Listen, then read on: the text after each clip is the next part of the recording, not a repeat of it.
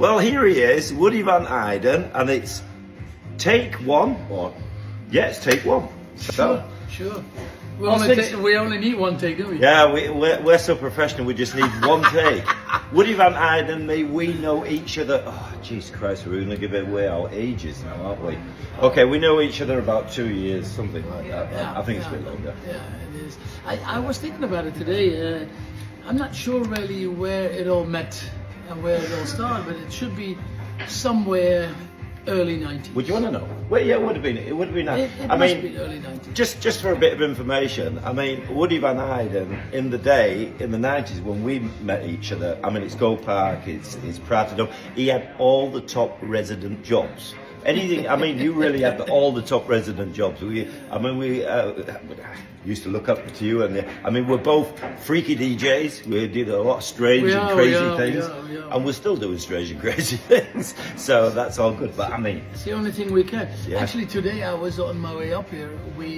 I passed Hereford, where I used to be in Go Park. you said on the And phone. there was a former workers get together, 30 people. Marcus Tenkov, DJ Al was there. Oh, Al, So, Al Banana. Yeah, Al Banana. So he was there. So only the workers, you know. So and we had a show team, and back in the days, it was a big thing, you know. Go Park. It was really big, and then I moved over to Prato, which then was a big thing, and I was always able to get on the new hot things. And what's really important there, that Woody had really good resident jobs, but you did the same thing as most of us did. Then you went into production. I think one of your first productions I had in my hand. We're talking about record. You remember these things, record? Yeah, you see vinyls. And it actually had a 12-inch. I remember you had this sort of mix thing, and it was in the acid dial. You know, D-Mob, acid, and you had a sort of mega mix thing when it was in Go Park. I was the first.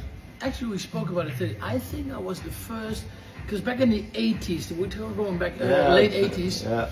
It was only performers like Glenn Goldsmith and Rick Astley, Joyce Sims, all these people. They came and go, but there was no DJ as a performer. No. DJ would just play the music, and then you had a live. I think it started with remember Mars, Pump Up the Volume. I think that was the really first sort of DJ record. Yeah. So I went to London back in the days, and then I heard this wow sound. I said, what is this?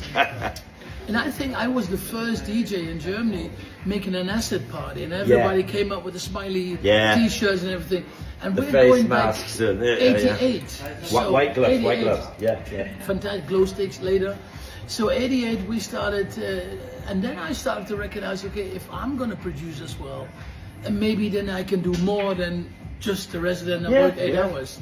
The other big thing, of course, what you started, of course, right, and this is where I am forever grateful to Woody. My first booking outside of Germany was Mallorca, and I got a call from Pepe, and you put my name forward. I did Rio Palace, but I was more the resident in Paradise, which is direct on Ballerman 6, which for any English viewers here, that's a big thing. That's like the English version of Mallorca is it's Magaluf. But for the Germans, El Arenal, which is quite funny because Woody's a Dutch guy, I'm an English guy, and we was working in the German quarter, as you would somebody say. had to bring some culture to Germany. Yeah. It's us. It's still us. yeah, it's still us.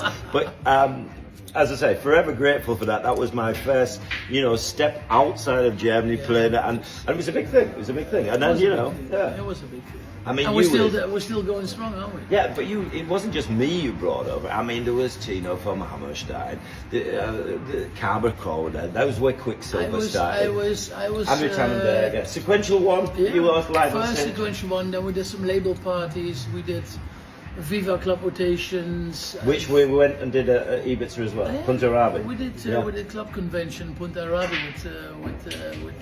with club rotation as well. Oh yeah. So I was a little bit not in charge, but I was a little bit the middleman. So if you want to play in Mallorca, call Woody. Yeah. And I had brought all the Quicksilvers and DJ Zash and even Scooter and so all the people that are still very active today. Yeah, it was mostly via me. Yeah, indeed.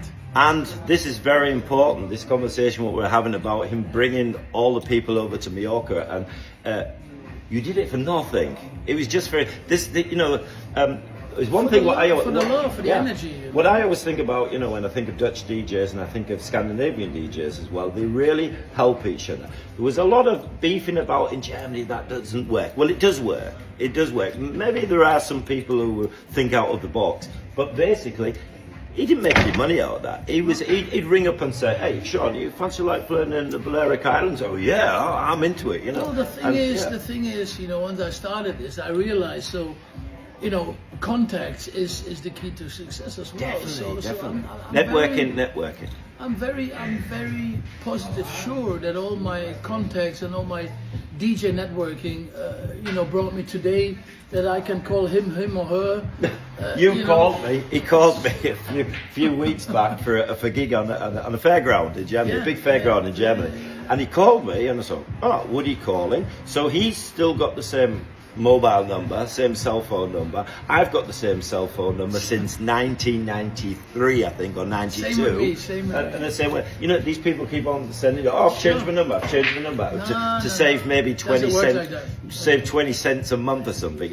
Anyway, have you got anything new coming out? A new record coming out? Let's go old school. You got a new record. I got a new record coming out. Yeah. You have got something new. I've got something by the end of the month, which with a friend of mine. Actually, it started last year when I played Nature One, and while I'm playing on that big, it's like 15,000 people. There's a DJ, the DJ after me. He comes up on the stage and says, "Woody, I haven't seen a DJ that good since many years." And I went, wow, what a compliment. It was Judge Jules. So that's retro. That is a big name in the UK. And massive. After Nature One, we met each other at ADE. I said, Jules, you know what? You know, you made an honest compliment, and I worship you for all the years that you've been working. And we've done things in the past with his brand in Ibiza. And I said, you know, shall we do a track together? And he said, yeah, but it's got to be some old school, blah, blah, blah. And I made this really old school, vibey track with a lot of vocals that everybody knows. Bit of piano in it or something like that. There is a fiddle sound in it, and it's really... And I tried and tested it in Poland maybe half a year ago, and I sent it to Jules, and he made a very UK-ish, energetic housey mix. And it's coming out at the end of the month, so Woody van Eyden and Judge Jules. Well, check his social media. I mean, not on vinyl though. Not on vinyl.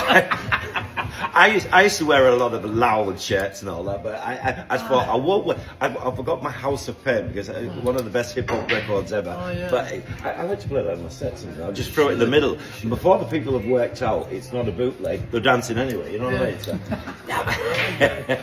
but I mean, that's the whole thing about DJing. You should be able to think out the box. And if there's one person I know who thinks out the box, it's definitely Woody van Eyden. And me, we do know each other till about, you know, early 90s, so we're really turning the clock back, but we're still here and we're back still in the here. days, I was known for scratching with my nose. And and I do it as well. I have this with a stool from the bar, you know. I've got to top Woody. I thought I've got to do something different. So we was always. You don't do much of that nowadays. And then I had on the vinyl. I had a puck, like a puck. It was out of metal. Yeah. And I put some alcohol in it, and I turned it on fire, so the vinyl was on fire. Some guy, I don't know who it was, but actually played Scooter, Fire, and had both decks burning. There was the other one, I remember, Carver, our good friend Carver. I saw him, I don't know where, it's some show, probably in Townsend. He was the resident Townsend in Bochum in the day. One of the big discos. There weren't many big discos in there. There was really Town Centre. Go Park was the first, what the Germans call Großraum disco. I think the first. But he played the record backwards. Yeah, he played it. He had an ashtray, turned it round, put the needle at the bottom. This is for vinylists. And that was the first big room disco. And what was important about Coup in Lippstadt. Here we go. Finger on the buzzer. Quiz time. First big DJ who was playing there was Rita Leebrand, the sister of I have never been in Coup. I know it. Oh, you've never went? Never been there. Bent down though. It bent down. It's actually not far away from where I live. It's about 20 kilometers away. Yeah. Which is sort of slap bang in the middle of Germany. There were many good clubs in the days, you know. There's not that many, but there's good events, so that's all right. Yeah, but that was where Rita Lee Band, that was in the day when it was I won't say unthinkable, but it was a sort of really something strange. Strange, that sounds bad as well. Women playing behind the decks. There wasn't many DJs. No. But everything what we all did was about music. It was about the love And it of still music. is. It should be still. Yeah, still is. But don't forget that people can have their favorite playlist within a second and can play it whenever they like. Yeah. So it's down to us performers Yeah. to keep the vibe going. You see, I'm playing a stream. When I had to stream in the Corona times, and he was playing in empty discos and all that, I found it. But now I've started my own thing. What I do on a Friday from 7 p.m. onwards, and I'm playing vinyls. I'm only playing vinyls, and I'm playing it. Playing not just the first break, but to the second break, which can be better because now we're in the short attention span generation time where people have got no time. I just hope this bug doesn't go over to films, because the films will all be compressed into about 6 minutes, which would be a disaster. But you know what I mean? Like you just said, you've got like 10 tracks in 3 minutes. Yeah. By the time somebody's logged into, they play my favourite song, they get on the floor and it's finished. It's hard to keep tension, Yeah. To grab the attention. That is the good thing about these classic parties. You do have the people who are coming to hear the original ones. They want to hear it. Yeah. They want that vibe. What there was. That's what nostalgia. I was going to say it in German there. Nostalgic is, you go to these events. We speak English with each other. I'm looking for DJs who can do interviews with English now. I just had Deb about 10 minutes ago. And he said, "I only you who do it in German, so I'll be doing some German ones as well." But you know what I mean? It's to play the original song, and the people who heard it back in the day go, "Wow!" You're right. Because you couldn't make a record like 7 Days and 1 Week or Café de Mar. You couldn't do it. Tom Wilson, Technocat. Yeah, Technocat. Yeah, Magic Melody. Amazing long break. This interview could actually go on another 2 hours, but I've got to get ready because I'm getting picked up in 5 minutes. I think you're going over. Yeah. Woody, thanks for your time, and have a great set. Thanks. See you later. Always a pleasure to see you. Oh, say something to your fans. To who? To your fans. It's your fans. You've got fans. No, I've done all my fans. They see me every week. Ladies and gentlemen, keep following us, Mr. Shaun Baker and myself. We see you all over the globe. Thank you. Check Woody Van Eyden on social media. He's on everything. And check out the new single with Judge Jules. Now that is legend.